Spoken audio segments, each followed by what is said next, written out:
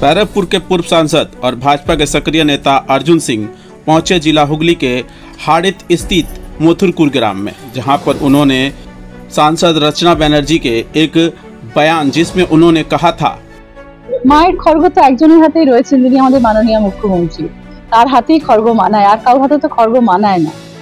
इस बयान के जवाब में उन्होंने कहा कि हाथे खड़ा आछे, माँ काली हाथे खड़ा आछे, सबই ठीक আছে।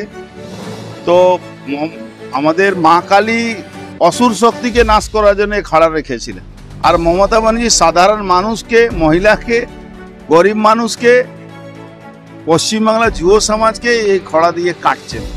তো মমতা ব্যানার্জিকে তুলনা মা কালীর সঙ্গে করা উচিত না, কারণ মা কালী असुर शक्ति के नाश करार जন্য এই খড়া চালিয়েছে। मथुरपुर ग्राम में एवरग्रीन क्लब द्वारा आयोजित काली पूजा के अवसर पर इस कार्यक्रम में सप्तग्राम के सक्रिय भाजपा नेता और सामाजिक कार्यकर्ता स्वराज घोष के उद्योग से कई लोगों में वस्त्र वितरण किए गए।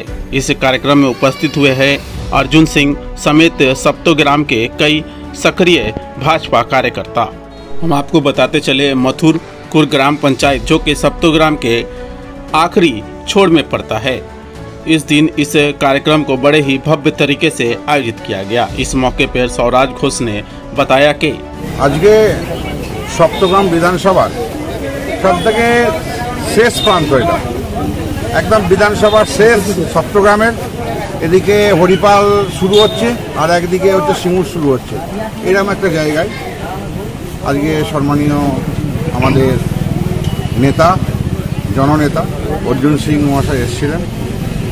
এখানে বস্ত্রদান অনুষ্ঠান ছিল, তার সঙ্গে পুজো পরিক্রমা, পুজোতে আরও এই অঞ্চলে পুজো পরিদর্শন করতে করতে উনি এসেছেন।